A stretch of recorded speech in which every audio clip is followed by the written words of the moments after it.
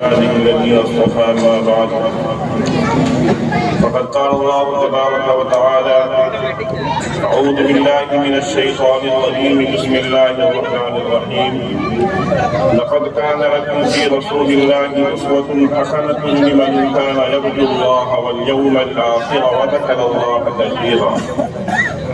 وقال النبي صلى الله عليه وسلم لا يؤمن أحدكم حتى أكون أحب إليه من والده وولده والناس أجمعين أو كما قال صلی اللہ علیہ وسلم. معزز علماء کرام، حاضرین جلسہ اور پردے کے پیچھے بیٹھی ہوئی ہماری مائیں اور بہنیں، یہ ہم لوگوں کے لیے بڑی سعادت اور خوشی کی بات ہے کہ آج ہمارے گاؤں میں سیرت النبی صلی اللہ علیہ وسلم کے عنوان پر پروگرام اور جلسہ ہو رہا ہے. یہ پروگرام جو ہو رہا ہے، ہم لوگ آج جس پروگرام میں شریک ہیں تو ہم سب یہ عہد کر لیں کہ انشاءاللہ آج یہاں پر جو باتیں ہوں گی ان باتوں کو ہم توجہ کے ساتھ سنیں گے اور ان باتوں کو ہم اپنی زندگی کے اندر داخل کریں گے. ہم سب اللہ کے نبی حضرت محمد صلی اللہ علیہ وسلم کے امتی ہیں. آپ صلی اللہ علیہ وسلم آخری نبی اور آخری پیغمبر ہیں. آپ صلی اللہ علیہ وسلم پر اللہ تعالیٰ نے نبوت کا دروازہ بند کر دیا ہے. آپ صلی اللہ علیہ وسلم کے بعد اب کوئی دوسرا نبی، کوئی پیغمبر آنے والا نہیں ہے. قیامت کے قریب حضرت مہدی تشریف لائیں گے، پھر آخر میں حضرت عیسیٰ علیہ السلام نازل ہوں گے. حضرت عیسیٰ علیہ السلام نبی ہونے کی حیثیت سے نہیں آئیں گے بلکہ وہ آسمان پر ہیں. جیسا کہ آپ حضرات کو معلوم ہے، یہودیوں نے حضرت عیسیٰ علیہ السلام کو قتل کرنے کا پروگرام بنایا تھا اور ان کا احاطہ بھی کر لیا تھا. اللہ تعالیٰ نے حضرت جبرائیل علیہ السلام کے ذریعے ان کو آسمان پہ بلا لیا تھا. تو حضرت عیسیٰ علیہ السلام آسمان پر موجود ہیں. قیامت کے قریب حضرت عیسیٰ علیہ السلام اس دنیا کے اندر تشریف لائیں گے اور اس دنیا میں تشریف لانے کے بعد حضرت عیسیٰ علیہ السلام شادی بھی کریں گے، ان کے بچے بھی ہوں گے، پھر ان کا انتقال ہوگا. اور آپ حضرات کو یہ بھی معلوم ہے جہاں پر اللہ کے نبی صلی اللہ علیہ وسلم کا روضہ ہے، اللہ کے نبی کے بغل میں حضرت ابوبکر صدیق ہیں، حضرت عمر فاروق رضی اللہ عنہما ہیں. اور ایک جگہ خالی ہے، ایک جگہ وہاں پر خالی رکھی گئی ہے. اس جگہ پر حضرت عیسیٰ علیہ السلام کو دفن کیا جائے گا. تو حضرت عیسیٰ علیہ السلام نازل ہوں گے. حضرت عیسیٰ علیہ السلام نبی بن کر کے نہیں آئیں گے، امتی بن کر کے آئیں گے. آپ صلی اللہ علیہ وسلم اللہ کے آخری نبی ہیں، آخری پیغمبر ہیں. آپ صلی اللہ علیہ وسلم کی جو تعلیمات ہیں وہ قیامت تک آنے والے انسانوں کے لیے ہے. آپ صلی اللہ علیہ وسلم کی تعلیمات پر جو عمل کرے گا وہی کامیاب ہوگا. آپ صلی اللہ علیہ وسلم کی تعلیمات سے ہٹ کر کے جو زندگی گزارے گا وہ کامیاب نہیں ہوگا. تو ہماری اور آپ کی کامیابی اللہ نے جو رکھی ہے اپنے حبیب حضرت محمد صلی اللہ علیہ وسلم کے طریقے پر رکھی ہے. اگر ہماری زندگی کے اندر نبی کا طریقہ ہے تو ہم کامیاب ہوں گے. اگر ہماری زندگی کے اندر نبی کا طریقہ نہیں ہے تو ہم کامیاب نہیں ہوں گے. آپ صلی اللہ علیہ وسلم کی جو طریقہ ہے زندگی کے ہر شعبے کے اندر موجود ہے. پیدائش سے لے کر کے وفات تک ہر جگہ نبی کی شریعت موجود ہے اور نبی کا جو طریقہ ہے ہر جگہ آپ کو ملے گا. نبی صلی اللہ علیہ وسلم کی تعلیمات زندگی کے ہر شعبے میں موجود ہے. زندگی کے ہر شعبے میں آپ صلی اللہ علیہ وسلم کی تعلیم موجود ہے۔ اگر آپ جو ہے کھیتی کا کام کرتے ہیں تو کھیتی کے سلسلے میں آپ کی کیا تعلیم ہے وہ آپ کو مل جائے گی۔ اگر آپ کاروبار کرتے ہیں تو کاروبار کے سلسلے میں نبی کی کیا تعلیم ہے وہ بھی مل جائے گی۔ اگر آپ کو شادی کرنا ہے، شادی کے سلسلے میں آپ صلی اللہ علیہ وسلم کی کیا تعلیمات ہے وہ بھی آپ کو مل جائے گی۔ اللہ کے نبی صلی اللہ علیہ وسلم کے علاوہ کوئی اور شخصیت ایسی نہیں ہے کہ جس کی تعلیم زندگی کے ہر شعبے میں موجود۔ آپ کی تعلیمات زندگی کے ہر شعبے کے اندر موجود۔ اگر آپ عیسائیوں سے یہ کہیں کہ ہم شادی کرنا چاہتے ہیں، لیکن آپ حضرت عیسیٰ علیہ السلام شادی کے سلسلے میں جو تعلیمات بتائی ہیں وہ تعلیمات ہمیں بتا دیں، ہم اس طریقے پر کرنا چاہتے ہیں۔ ان کے یہاں حضرت عیسیٰ کی تعلیم آپ کو نہیں ملے گی۔ یہودیوں سے کہیے وہ نہیں بتا سکتے۔ دنیا کے کوئی مذہب والے اپنے نبی کی تعلیم کو نہیں بتا سکتے ہیں کہ ہمارے نبی کی تعلیم یہ ہے۔ آپ صلی اللہ علیہ وسلم نے ہمیں جو ہے شادی کا طریقہ بتایا ہے، ہمیں شادی کے موقع پر کیا کرنا ہے۔ آپ کی تعلیمات زندگی کا نام شادی کے سلسلے میں بھی موجود ہے۔ دیکھیے، شادی انسان کی ایک ضرورت ہے، انسان کی ایک ضرورت ہے۔ ہر انسان جو ہے شادی کرتا ہے، حتیٰ کہ امام الانبیاء حضرت محمد صلی اللہ علیہ وسلم نے بھی شادی کی ہے۔ تو شادی کس طریقے سے کرنا چاہیے، ہمارے یہ نبی کی جو سنت ہے، نبی کا جو طریقہ ہے وہ ہمارے سامنے موجود ہے۔ ہمیں اس طریقے کے مطابق شادی کرنی چاہیے۔ تو ہمیں جو ہے شادی کرنا ہے وہ نبی کے طریقے پر کرنا ہے، کہ نبی کے طریقے سے ہٹ کر کے ہمیں شادی نہیں کرنا ہے۔ دیکھیے، ایک تو ہم ہیں انسان جو ہے سب کے سب شادی کرتے ہیں، جتنے انسان ہیں وہ سب شادی کرتے ہیں، لیکن شادی کا جو طریقہ ہے ہر ایک کا الگ الگ ہے۔ مسلمانوں کے ہاں شادی کا ایک طریقہ ہے اور غیروں کے ہاں بھی شادی کا ایک طریقہ ہے۔ اولاد حاصل کرنے کے لیے آدمی شادی کرتا ہے، اولاد حاصل کرنے کے لیے جانور بھی دوسرے جانور سے ملتے ہیں، نر مادے کا اختلاط ہوتا ہے۔ انسان شادی کرتا ہے، انسان میں مسلمان شادی کرتا ہے اور غیر مسلم بھی شادی کرتا ہے، لیکن مسلمان اور غیر مسلم کی شادی میں فرق ہے۔ مسلمان جو شادی کرتا ہے تو شادی کے اندر دو مقصد ہوتا ہے، ایک تو شادی جو ہے عبادت ہے، شادی جو ہے عبادت ہے، اور دوسری چیز یہ ہے کہ شادی کے ذریعے سے اولاد کا حاصل کرنا ہوتا ہے، شادی کے ذریعے سے اولاد حاصل کرنا ہوتا ہے۔ تو یہ دو مقصد ہے۔ تو نکاح جو ہے ہماری شریعت کے اندر عبادت ہے، نکاح جو ہے ہماری شریعت کے اندر عبادت ہے۔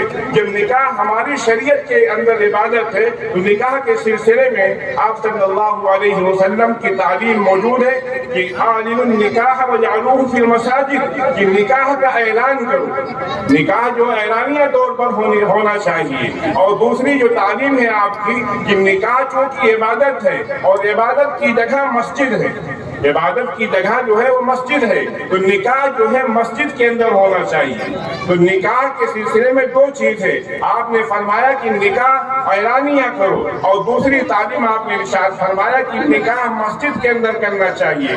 تو آپ صلی اللہ علیہ وسلم کی تعلیم یہ ہے کہ اگر نکاح کا موقع آئے تو نکاح مسجد کے اندر کرنا چاہیے۔ غیر مسلم بھی شادی کرتے ہیں، لیکن ان کے ہاں نکاح عبادت نہیں ہے، ان کے ہاں نکاح عبادت نہیں ہے، بلکہ ان کے ہاں نکاح ایک عیاشی ہے۔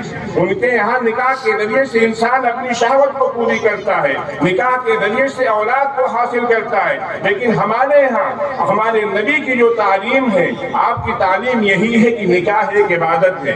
ایک صحابی نے حضرت نبی اکرم صلی اللہ علیہ وسلم سے کہا کہ یا رسول اللہ، جب مرد اور عورت ایک دوسرے سے ملتے ہیں تو کیا اس پر اجر و ثواب ملتا ہے؟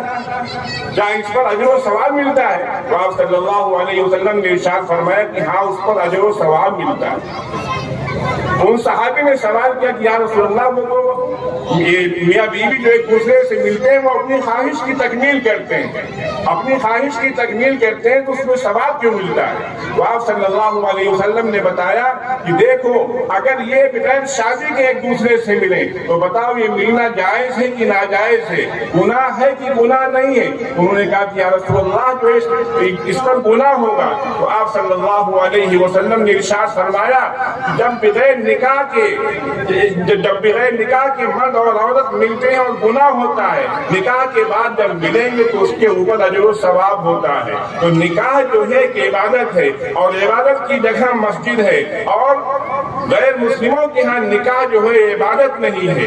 نکاح عبادت نہ ہونے کی وجہ سے ان کے ہاں نکاح مسجد کے اندر نہیں ہوتا ہے، نکاح جو ان کے ہاں جو شادی ہوتی ہے وہ بازاروں کے اندر ہوتی ہے، وہ عبادت گاہ کے علاوہ ہوتی ہے، تو وہاں پر مرد اور عورت کا اختلاط ہوتا ہے، تو وہاں پر مرد اور عورت کا اختلاط ہوتا ہے۔ اور نکاح چونکہ عبادت ہے، اور عبادت ایسی جگہ ہونی چاہیے جہاں مرد اور عورت کا اختلاط نہ ہو، جہاں پر پردے کا پورا لحاظ ہو، وہاں پر نکاح کرنا چاہیے۔ اور نکاح جب کرنا ہوتا ہے تو نکاح سے پہلے مگنی ہوتی ہے، نکاح سے پہلے مگنی ہوتی ہے، اور مگنی میں کبھی یہ ہوتا ہے کہ لڑکا جو ہے لڑکی والے کے یہاں جاتا ہے اور یہ درخواست کرتا ہے کہ میں تمہاری لڑکی سے اپنی شادی کرنا چاہتا ہوں، تمہاری بہن سے اپنی شادی کرنا چاہتا ہوں۔ تو مگنی کبھی لڑکا کرتا ہے اور کبھی لڑکی کرتا ہے، یہ دونوں طریقہ جائز ہے۔ حضرت شعیب علیہ السلام کا نام آپ حضرات نے سنا ہوگا۔ حضرت شعیب علیہ السلام نے حضرت موسیٰ سے کہا تھا انی ارید ان انکحک احدی ابنتی ہاتین۔ حضرت شعیب علیہ السلام نے حضرت موسیٰ سے کہا تھا کہ میں اپنی دو لڑکیوں میں سے ایک کا نکاح آپ کے ساتھ کرنا چاہتا ہوں، اپنی دو لڑکیوں میں سے ایک کا نکاح آپ کے ساتھ کرنا چاہتا ہوں۔ تو حضرت شعیب علیہ السلام لڑکی کے باپ تھے، لڑکی کے باپ تھے، تو لڑکی والے لڑکے سے کہہ رہے ہیں کہ میں اپنی لڑکی کی شادی تم سے کرنا چاہتا ہوں۔ حضرت علی رضی اللہ تعالیٰ عنہ نے حضرت فاطمہ رضی اللہ عنہ سے نکاح کیا ہے، تو حضرت علی رضی اللہ تعالیٰ عنہ پیغام لے کر کے خود نبی کے پاس گئے، خود نبی کے پاس پیغام لے کر کے گئے۔ تو چاہے لڑکی والے پیغام لے کر کے جائیں یا لڑکے والے پیغام لے کر کے جائیں، یہ دونوں طریقہ صحیح ہے۔ لیکن ہمارے یہاں مگنی میں اب لین دین کا معاملہ چل گیا ہے۔ ہمارے یہاں جب مگنی ہوتی ہے تو انگوٹھی دی جاتی ہے، روپیہ پیسہ گاڑی دی جاتی ہے، اور اس میں دعوت کی جاتی ہے، اس میں پروگرام ہوتا ہے، اور اس میں ہدیہ اور تحفہ دیا جاتا ہے۔ اس میں جو ہے ہدیہ اور تحفہ بھی لوگ ایک دوسرے کو پیش کرتے ہیں، لیکن اس کا اثر کب ظاہر ہوتا ہے کہ اگر خدا نخواستہ مگنی ٹوٹ جائے، اگر خدا نخواستہ مگنی ٹوٹ جائے اور نکاح کا جو سلسلہ ہے وہ ختم ہو جائے کہ اب نکاح نہیں ہوگا، تو اس وقت لڑکی والے کہتے ہیں کہ ہم نے جو لڑکے کو دیا تھا وہ ہمارا پیسہ واپس کرو۔ بعض جگہ تو لوگ یہ کہتے ہیں کہ ہم نے جو کھانا کھلایا ہے کھانے کا پیسہ بھی واپس کرو۔ لڑکے والے کہتے ہیں کہ ہم نے لڑکی کو جو زیور دیا ہے وہ زیور واپس کرو۔ تو مگنی جو ہے یہ اسلام کے اندر نہیں ہے، یہ شرعی طریقہ نہیں ہے۔ اس لیے بھائی ہمیں ان رسومات سے بچنا چاہیے، اور پھر اس کے بعد مگنی ہو جانے کے بعد نکاح ہوتا ہے، اور جب نکاح ہوتا ہے تو نکاح ہم لوگوں کو مسجد کے اندر کرنا چاہیے۔ لیکن ہمارے ہاں ایک چیز آ گئی ہے بارات کی، جب نکاح کے لیے جاتے تو بارات لے کر کے جاتے ہیں۔ یہ بارات کا وجود کہاں سے ہوا؟ یہ بارات آئی کہاں سے؟ بارات کے معنی رات کے آتے ہیں، با کے معنی ساتھ، ساتھی کے آتے ہیں۔ بارات کے معنی رات کے ساتھی، بارات کے معنی ہے رات کے ساتھی۔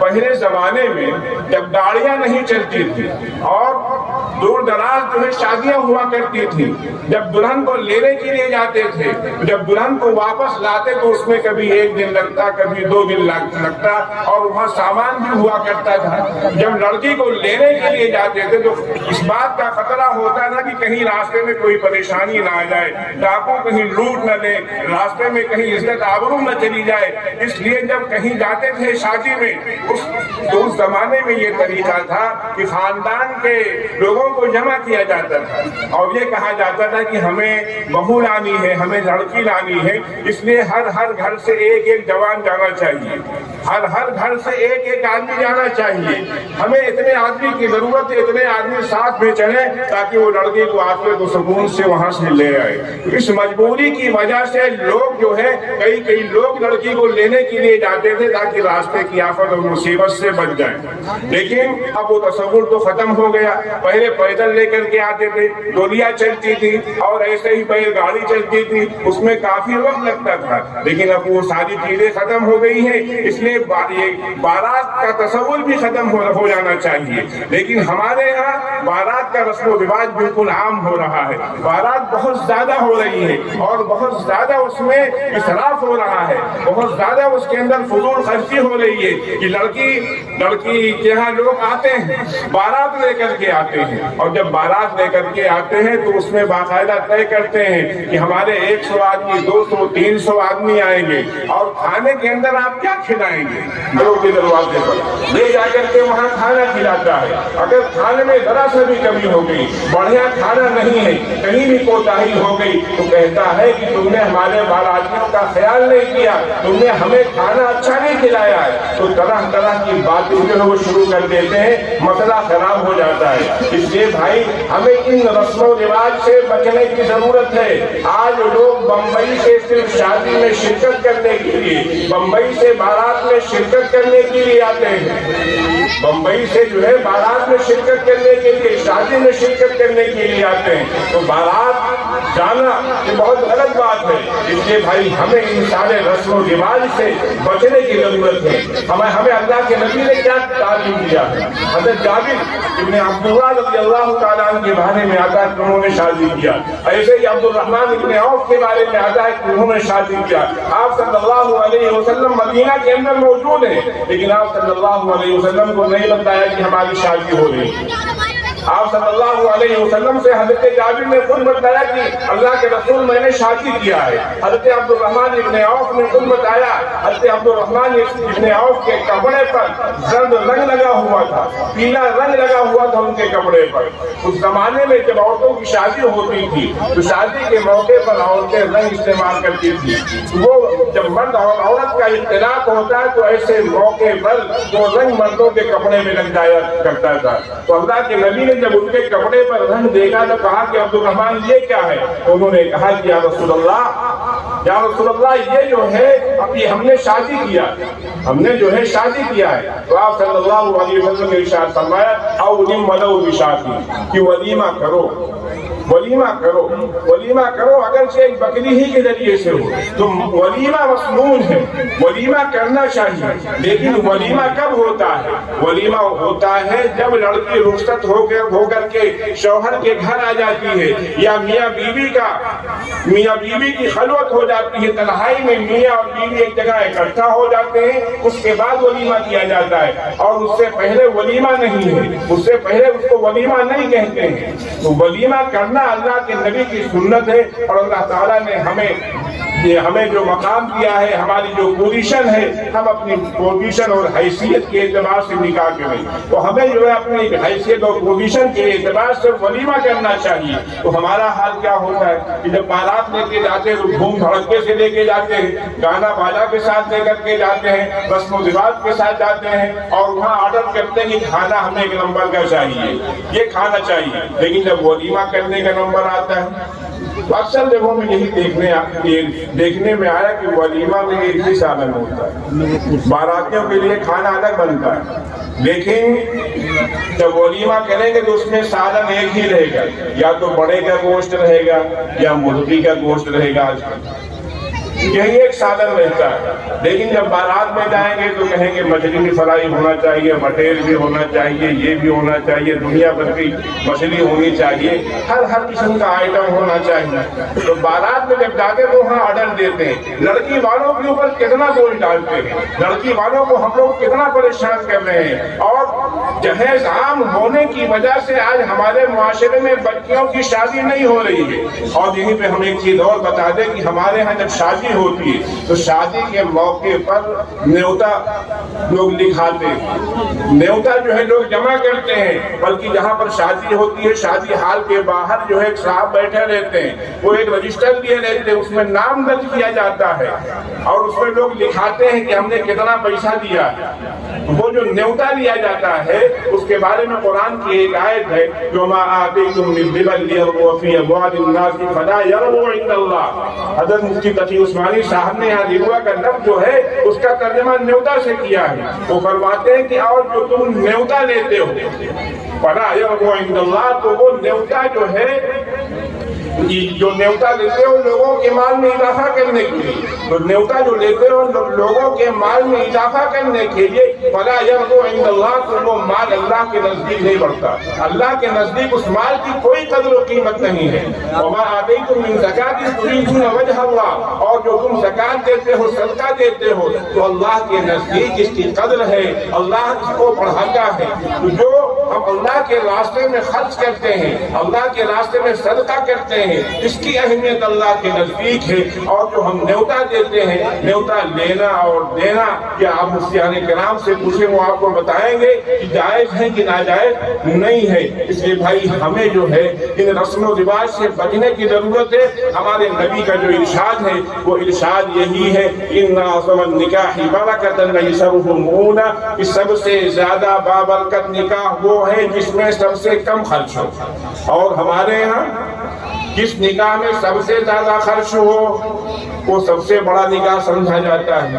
تو ظاہر ہے کہ ہماری اور آپ کی بات تو غلط ہے، اللہ کے نبی کا جو ارشاد ہے وہی صحیح ہے۔ اللہ کے نبی نے فرمایا کہ سب سے بابرکت نکاح وہی ہے جس میں سب سے زیادہ سب سے کم خرچ ہو۔ اس لیے بھائی ہم نکاح کو آسان کریں، نکاح کے اندر سادگی پیدا کریں، نکاح کو ہم سنت کے مطابق کریں، نکاح کو ہم مسجد کے اندر کریں، اور نکاح کا جو مقصد ہے اس مقصد کی ہم تکمیل کریں۔ آج ہمارا حال یہ ہے کہ آپ لوگ ممبئی شہر میں رہتے ہیں اور بہت سے اپنے علاقے کے جو لوگ ہیں، آپ شہروں میں جائیے آپ کو پتہ چلے گا کہ لوگوں کے ہاں جو بیچارے مالدار لوگ ہیں ان کے ہاں عورتیں جاتی ہیں اور جا کر کے یہ کہتی ہیں کہ ہماری لڑکی کی شادی ہے، ہماری لڑکی کی شادی ہے، ہمارے پاس پیسہ نہیں، ہماری مدد کر دیجیے۔ وہ یہی مدد طلب کرتی ہیں کہ ہمیں باراتیوں کو کھانا کھلانا ہے، ہمیں جہیز دینا ہے۔ بتاؤ جو ہے جو ہم کھانا کھانے کے لیے جا رہے ہیں وہ بیچاری پتہ نہیں کہاں سے پیسے جو ہے مانگ کر کے لاتی ہے، اور یہ لوگوں کو کھانا کھلانے کے لیے، جہیز دینے کے لیے۔ اس لیے بھائی ہم ان سب رسم و رواج سے بچے۔ اللہ تبارک و تعالی ہماری زندگی کے اندر اپنے حبیب حضرت محمد صلی اللہ علیہ وسلم کے طریقے کو داخل فرمائے، ہماری زندگی کے ہر شعبے میں اللہ اپنے نبی کا طریقہ داخل فرمائے، اور ہمیں سنت کے مطابق زندگی گزارنے کی توفیق عطا فرمائے۔ وآخر دعوانا الحمدللہ رب العالمین۔ ماشاءاللہ حضرت صدر محترم بڑی سے ہم سب کو نواز رہے